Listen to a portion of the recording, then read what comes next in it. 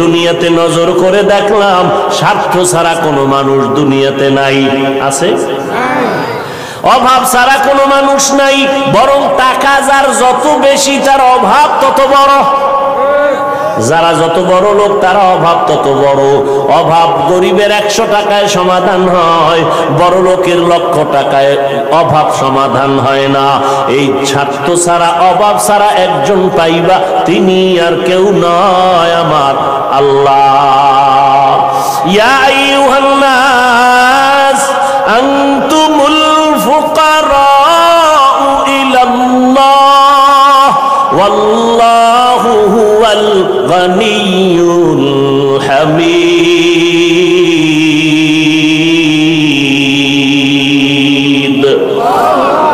गर तवक्कुल मी कुनी हर सुबह शाम मेरा सनद रिज़्क़ तू अज़ला मकाम। বাহাদুরি করিও না রে বাবা, অন্যের সাহায্য ছাড়া চলা যাবে না। দোয়াও কিন্তু একটা সাহায্য, দোয়াও সাহায্য, সাহায্য ছাড়া চলা যাবে না। মা বাবায় দোয়া করে, এর সাহায্যে আমরা বড় হয়েছি। মা বাবার ক্লান্ত পরিশ্রমের কারণে আমরা বড় হয়েছি, মা বাবার সহযোগিতায় বড় হয়েছি। কিন্তু স্বার্থ ছাড়া জমিনের মধ্যে কোনো মানুষ নাই, অভাব ছাড়া কেউ নাই। যার কোনো অভাব নাই তিনি হলেন আমার আল্লাহ, যার কোনো স্বার্থ নাই তিনি আমার আল্লাহ। এরে বান্দা, নিজেরে বড় মনে করলে ধ্বংস অনিবার্য। আল্লাহর এক বান্দা বড় আবেদ, আমার নবী সাহাবায়ে কেরামদের ঘটনা শুনাইতেছেন। বড় আবেদ, বনি ইসরাইলের ভেতরে নাম বড়, নাম ডাক বেশি, এত ইবাদত করতেছে। একদিন সিদ্ধান্ত নিয়ে নিল, ঘরের মধ্যে থাইকা ইবাদত একুরেট হয় না, মানুষের সাথে চলাফেরা, মন মানসিকতা নষ্ট হয়ে যায়। সিদ্ধান্ত নিয়া পাহাড়ের কিনারায় চলে গেল। পাহাড়ের উপরে উইঠা ছোট্ট একটা রুম বানাইয়া ওইখানে আল্লাহর বান্দা ইবাদত করে। পাহাড়ের চূড়ায় সাধারণ মানুষ সেখানে যায় না, মন মানসিকতা নষ্ট হয় না। আল্লাহর বান্দা পাহাড়ের চূড়ায় গিয়া ইবাদত করে। ঘরের ভেতরে মা বড় একা, আম্মা জান ঘরের মধ্যে বসে মোটামুটি জীবন যাপন করে। সন্তান আসে না, ইবাদতের মজা পাইয়া পাহাড়ের চূড়ায় উঠে ওখানে ইবাদত করে। একদিন মা মনে মনে ভাবলেন, আমার সন্তান আমার কাছে না আসলে তো আমি ও থাকতে পারে, আমি মা তো থাকতে পারি না। কারণ আমি মা, সন্তানের আমি গর্ভ ধারণ করে কত কষ্ট করেছি। মা সিদ্ধান্ত নিল, আমি হেঁটে হেঁটে পাহাড়ের কিনারায় যাইয়া আমার বাবার চেহারাটা একটু দেখা কলবের সান্ত্বনা দিব। আম্মা জান ঘুমের থেকে উঠা সকালবেলা সূর্যের গরম যখন শুরু, হেঁটে হেঁটে পাহাড়ের কিনারায় চলে গেলেন। আল্লাহর বান্দা আবেদ পাহাড়ের চূড়ায় ইবাদত খানায় নামাজ পড়ে আর আল্লাহরে সিজদা দেয়। আম্মা জান পাহাড়ের কিনারায় যাইয়া সূর্যের আলোতে উপরে তাকাইতে কষ্ট হয়, হাতটাকে কপালের সামনে নিয়ে ছায়া দিয়া উপরে হালকা ভাবে তাকাইয়া এরপরে ডাক দিলেন, এই সন্তান, আমি তোর মা পাহাড়ের কিনারায় আসছি, একটু দেখা দাও। আমি মা তোমার চেহারাটা দেখার জন্য পাগলের মতো হয়ে গেলাম। আল্লাহর বান্দা পাহাড়ের উপর থেকে মায়ের কণ্ঠের আওয়াজটা শুনছে। এমন সময় ডাক দিছে মা, যেই সময় আল্লাহর বান্দা নামাজে দাঁড়ানো। চিন্তায় পড়ে গেল, এখন কি মায়ের ডাকে সাড়া দিব নাকি আমার মাওলার সাথে আমি কথা বলবো।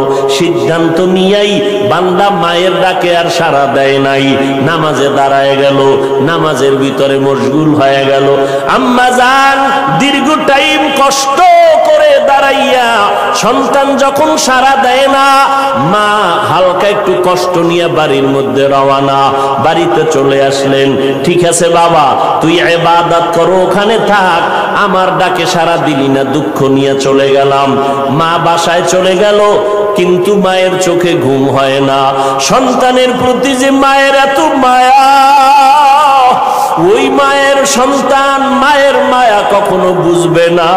যদি সন্তানগুলো মায়ের কষ্ট বুঝতো, জীবনে কোনো সন্তান মায়ের কষ্ট দিতে পারত না, মায়ের চোখের পানি ফালতে পারত না। মা রাতের বেলা ঘুমাইতে পারে না, কষ্ট বুকের চাপা দিয়া আবার পরের দিন মা বলে, না আজকে আবার একটু যায় বাবারে ডাক দেই, দেখিনি একটু চেহারাটা দেখতে পারি, কলিজাটা ঠান্ডা করতে পারি। আবার আম্মা যান দ্বিতীয় দিন চলে গেলেন সূর্যের গরমে, পাহাড়ের কিনারায় যাইয়া হাতটারে কপালের কাছে নিয়ে আবার ডাক দিছে, ও সন্তান তোমার মা ডাকতেছে, আসো একটু পাহাড় থেকে আইসা মায়ের কাছে দেখা দিয়া যাও, কলিজা ঠান্ডা করো। সন্তান এখনো নামাজে দাঁড়ানো, এবারও চিন্তা করলো আমি মায়ের ডাকে সাড়া দিব নাকি আমি নামাজের মধ্যেই থাকবো। সিদ্ধান্ত আগের মতোই অটল, নামাজ আমি ছাড়বো না, মায়ের ডাকে কোনো সাড়াও দিব না। মা দ্বিতীয় দিনের মতো কষ্ট পাইয়া বিদায় নিয়ে বাসায় চলে গেলে, কিন্তু মা মনেরে বুঝাইতে পারে না সন্তানের কষ্ট কখন মন থেকে যায় না। এরে আল্লাহর বান্দা, স্বামী আর স্ত্রী এক জায়গায় ঘুমায়, হঠাৎ একদিন তাকায় দেখে স্ত্রী বালিশে মাথা লাগাইয়া গুনগুন গুনগুন করে কান্না করে। আব্বা জান জিজ্ঞাসা করে, বিবি কাঁদো কেন? কয় তোমার ঘুম তুমি ঘুমা, আমি মনের দুঃখে কাঁদি। বলে কি দুঃখ? তোমার জানার দরকার নাই। মা চায় বাবায় জানো, না জানে তো বাবাও দুঃখ পাবে। স্বামী বেচারা কয়, না বলো তুমি কেন কাঁদো? আমার মনে বড় কষ্ট লাগতেছে। কেন কাঁদো বলো? মা চোখের পানি ছেড়ে কয়, স্বামী আমার সন্তানের জন্য আমি জীবনটা বিলায় দিলাম, আজকের 7টা দিন হয়ে গেছে সন্তান আমারে মা বলিয়া ডাক দেয় না, আমি পাগলের মতো হয়ে গেছি।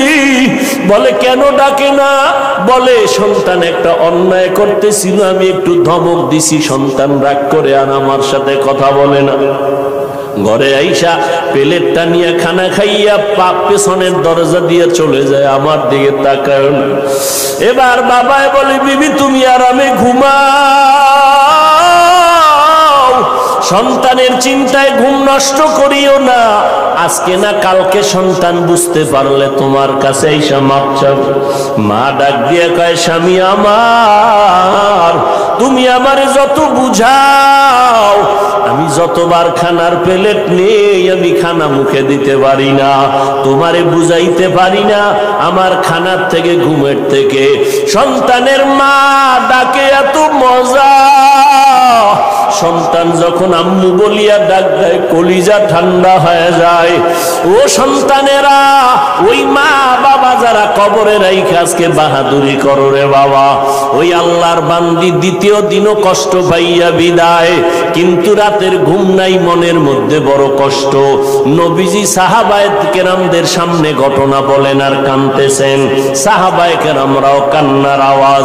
মায়ার নবী বলেন, ও সাহাবায়ে কেরাম, ওই মা তৃতীয় দিন আবার চলে গেল পাহাড়ের কিনারায়, যাইয়া ডাক দিছে, বাবা একবার না দুইবার না তৃতীয়বারের মতো আমি তোমার দরজায় এসে গেলাম, একটু পাহাড় থেকে নাইমা সারা দাও। আজও সন্তান নামাজে দাঁড়ানো, আল্লাহর মহব্বতে আর মায়ের ডাকে সারা দেয় না। 2 দিন মা কষ্ট পাইয়া কিছু বলে নাই, চলে গেছে। আজকে কষ্ট পাইয়া আর নিজেরে কন্ট্রোল করতে পারে না, আসমানের দিকে তাকাইয়া একটা কথা বলিয়েই ফেলছে। আসমানের দিকে তাকাইয়া বলে, ও আসমানের মালিক, এমন সন্তান দিয়ে কি হবে আমার, যেই সন্তান আমার 3 দিনের কষ্ট বুঝলো না রে আল্লাহ, আমার মনটারে মানাইতে পারি না, ওর তো একদিন মরণ হবে।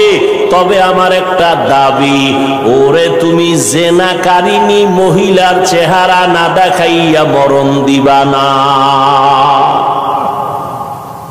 কঠিন এক কথা আসমানে লাগাই দিলেন, আসমানে কবুল হয়ে গেছে।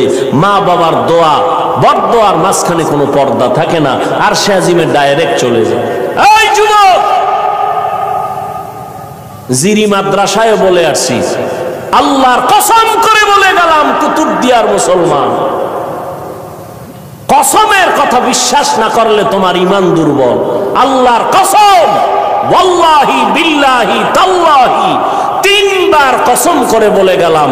বিশেষ করে যুবকদেরকে বলছি, মরার আগে যদি পঙ্গু হইয়া বিছানায় কষ্ট পাইয়া মরতে চাও, তাহলে মার সাথে বাবার সাথে বেয়াদবি কর, শিক্ষকের সাথে বেয়াদবি কর, মুরব্বীদের সাথে বেয়াদবি কর। আল্লাহর কসম, মরার আগে তুই পঙ্গু না হইয়া মরবি না, লিখে রাখ। আমার কথাটাকে যদি অবিশ্বাস করো তোমার ঈমান চলে যাবে, কারণ আমি 3 বার কসম খেয়ে বলে গেছি। এখন তুমি পণ্ডিতেরা প্রশ্ন করবা, হাফিজ সাহেব তুমি মনের রাগে বললা না, তুমি দলিল নাও।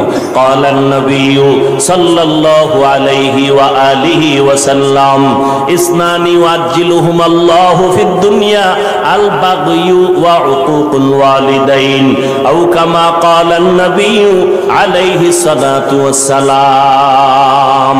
আল্লাহর নবী বলেন, 2টা অন্যায় দুনিয়াতে এমন আছে যেই 2টা অপরাধ করলে মরার আগে জমিনে শাস্তি হবে। মদিনার নবী বলেন, 2টা অপরাধ আছে যদি দুনিয়াতে করো মরার আগে শাস্তি হবে, মরার পরে নয়।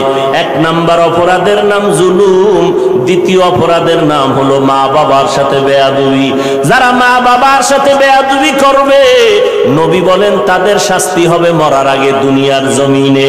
যারা জুলুম করবে, ওস্তাদের ইজ্জতের উপর আঘাত করবে, ভাইয়ের উপরে জুলুম করবে, বোনের উপরে জুলুম করবে, প্রতিবেশীর উপরে জুলুম করবে, গরিবের উপরে জুলুম করবে, এই জালেমের বিচার আমার আল্লাহ মরার আগেই করে নিবেন।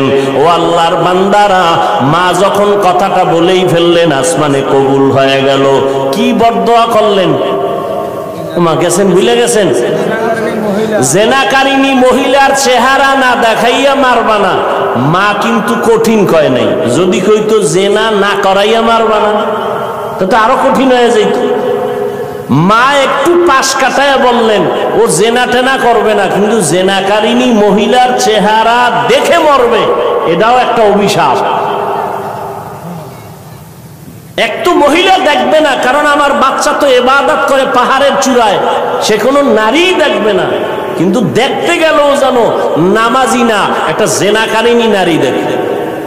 পুরা বনি ইসরাইলের মাঝে প্রশংসা, পাহাড়ের চূড়ায় আল্লাহর বান্দা এত পরিমাণে ইবাদত করে যে তার ইবাদত আল্লাহর প্রতি এতটা অগাধ বিশ্বাস, পৃথিবীর কেউ তাকে আল্লাহর থেকে বিন্দু পিছপা ঘটাতে পারবে না, গাফেল করতে পারবে না। ওই এলাকার এক সুন্দরী মহিলা, রূপসী, সে কয় এত প্রশংসা তারে কেউ আল্লাহর থেকে আলাদা করতে পারবে না? কয় না, কেউ পারবে না। তাই আমি পারবো। সুন্দরী মেয়ে বলে আমি পারবো।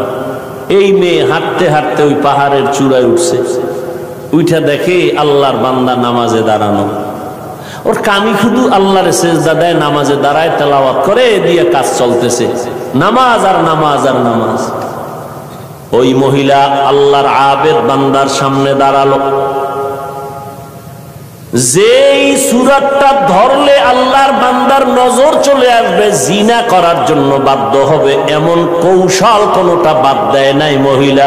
কিন্তু তাকায় দেখে আল্লাহর বান্দা একটা নজর কোনো দিকে ডান বাম করে না, নিচের দিকে নজর, আল্লাহর মহব্বতের ভিতরে মশগুল।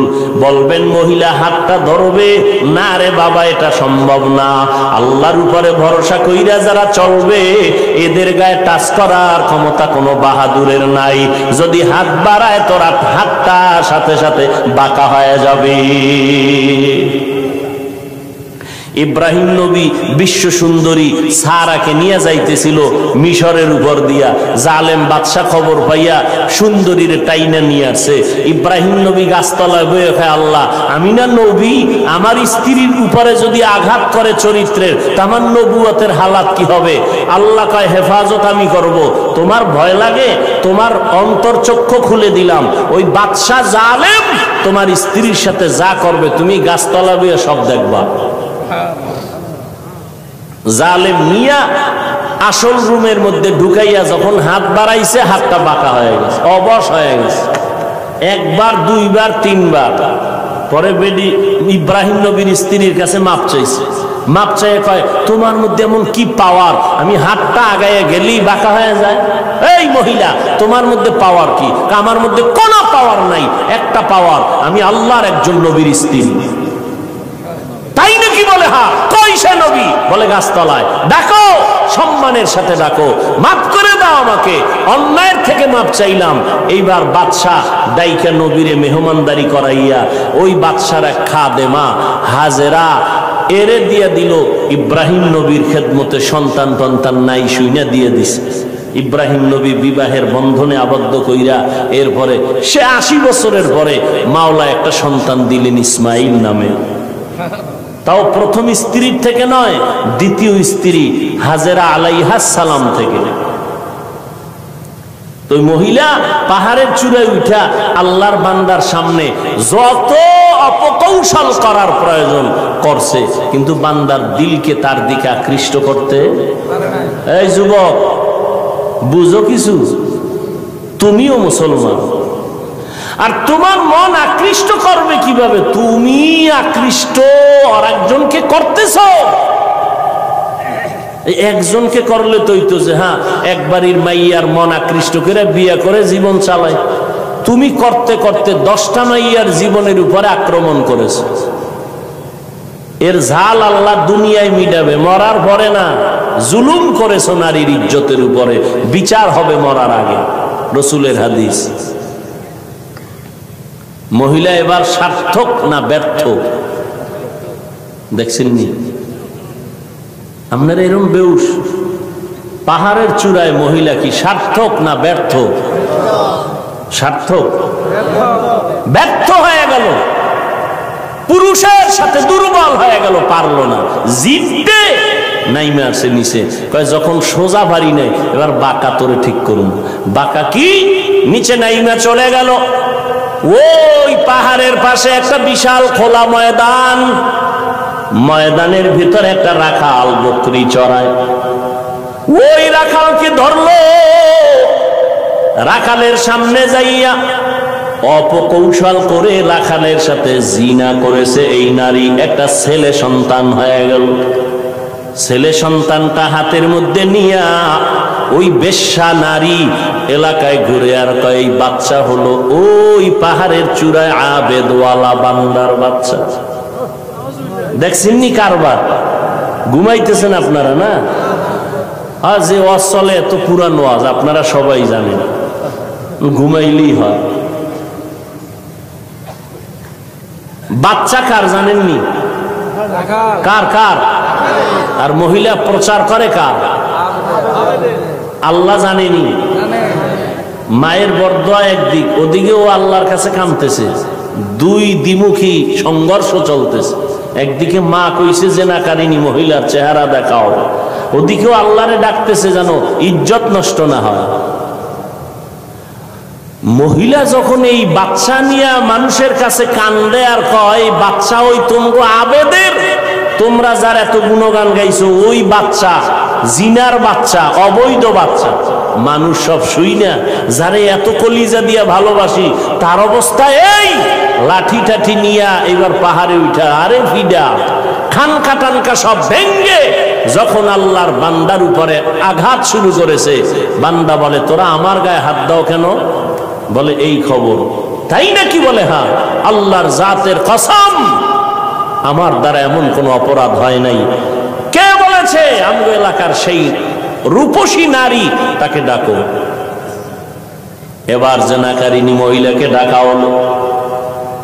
জেনাকারিনী মহিলাকে ডাকার পর আল্লাহর বান্দা আবেদের সামনে জেনাকারিনী মহিলা দাঁড়ানো। মা কইছে আল্লাহ আমার সন্তানের জেনাকারিনীর চেহারা না দেখাইয়া মরণ দিও না।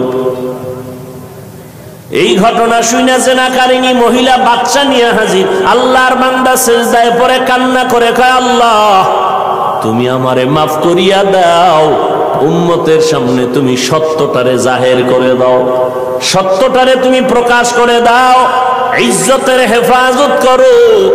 নামাজ পড়ে কান্নাকাটি করে দোয়া করে এইবার মহিলার সামনে দাঁড়াইল। মায়ের বরদোয়াটা এইবার কবুল হয়ে গেল। এইবার মহিলারে কয় তুই নাকি আমার বিরুদ্ধে বলেছো? কয় হ্যাঁ। কি বলছো? কয় বাচ্চা তোমার। কয় নাউযুবিল্লাহ, বাচ্চা আমার? বলে হ্যাঁ। দে বাচ্চা আমার কোলে দে। আল্লাহর বান্দা বাচ্চাটা কোলের মধ্যে নিয়া এরপর বাচ্চারে একটু হাত স্পর্শ করে, এই বাচ্চা তুই বল। বাচ্চা তো দুধের মাত্র বাচ্চা, কথা বলতে পারে না, বল তোর বাপকে। মুহূর্তের মধ্যে বাচ্চার জবান খুলে গেল। বাচ্চা বলে, আমার বাপ হলো রাখাল। আমার বাপকে? মায়ের কোলে দুধের বাচ্চা কথা বলেছেন, যেমন মারিয়াম আলাইহিস সালামের সন্তান ঈসা আলাইহিস সালাম। মায়ের কোলে দুধের বাচ্চা ঈসা নবী কথা বলেছেন শিশু অবস্থায়। ইউসুফ নবীরে যখন জুলাইখা আটকাইয়া দিছিল, স্বামীর সামনে, জুলাইখার স্বামীর সামনে ইউসুফ দাঁড়ানো। যখনই এগুলো সব স্পষ্ট হলো, ইউসুফ নবী বলল, আমার কোনো দোষ নেই, জুলাইখার দোষ, সাক্ষী দাও। ইউসুফ নবীর সামনে তখন এক মহিলা দুধের বাচ্চা নিয়ে দাঁড়ানো। ইউসুফ নবী বললেন, আমি সত্যবাদী না জুলাইখা সত্যবাদী? দুধের বাচ্চা সাক্ষী দিবে। বাচ্চা কয়, বাচ্চা কথা বলতে পারেনি। কয়, প্রশ্ন করার দায়িত্ব তোমার, জবাব দেওয়ার দায়িত্ব এই বাচ্চা। যখন জিজ্ঞাসা, বাচ্চা কথা বলে দিছে, কোরআন শরীফের আয়াত। বাচ্চা ইউসুফ নবীকে নির্দোষ প্রমাণের জন্য একটা স্কেল দিয়ে দিছে। আরে কুতুবদিয়ার মুসলমান, আমার মাওলার কুদরত বড় কঠিন।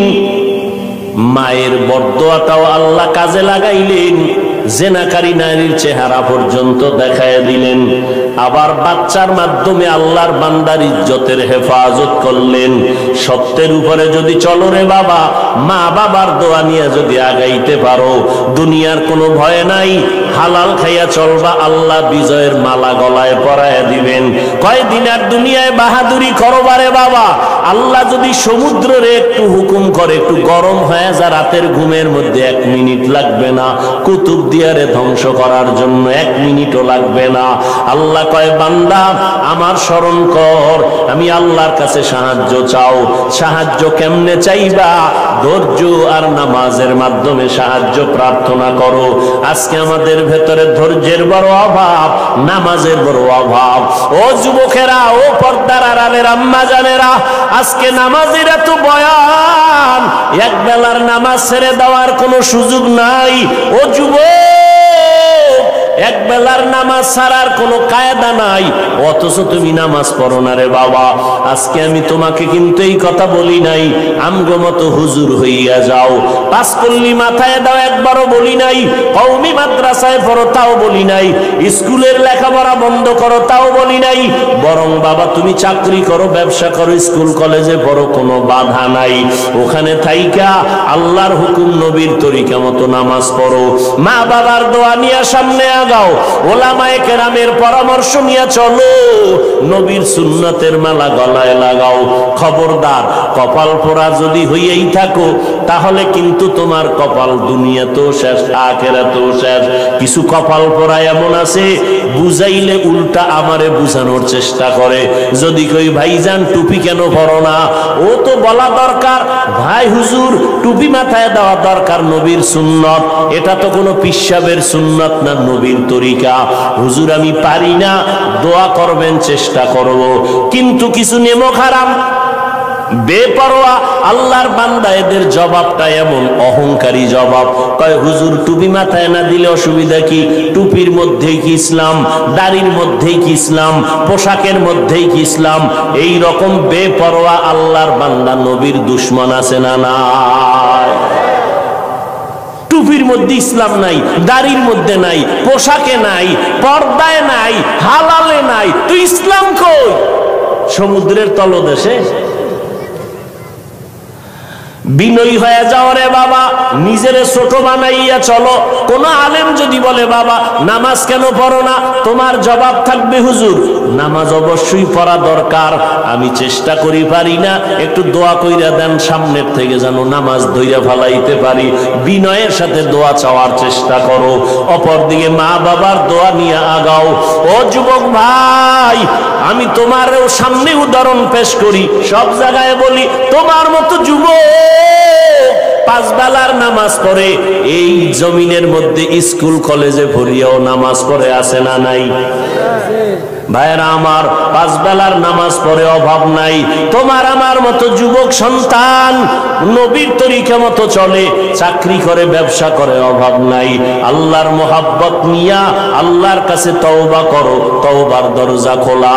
মনে মনে বলো, হে আল্লাহ, আর নামাজ ছাড়বো না, বেপরদায় চলবো না, মা বাবাকে কষ্ট দিব না, ওলামায়ে কেরামের পরামর্শ নিয়ে চলবো, নবীর তরিকায় চলবো, ওলামায়ে কেরামের পরামর্শ নিয়ে চলবো, নবীর সুন্নাত মেনে চলবো। আল্লাহর কাছে যদি তওবা করার নিয়ত হয়, খাঁটি তওবা করার নিয়ত যাদের আছে, দুটো হাত আমার আল্লাহকে দেখায়া দাও। আয় আল্লাহ, আমাদের হাতগুলো কবুল করে নেন, তওবা কবুল করে নেন, তওবার উপরে মজবুত হইয়া চলার মতো তৌফিক দান করেন, আমিন।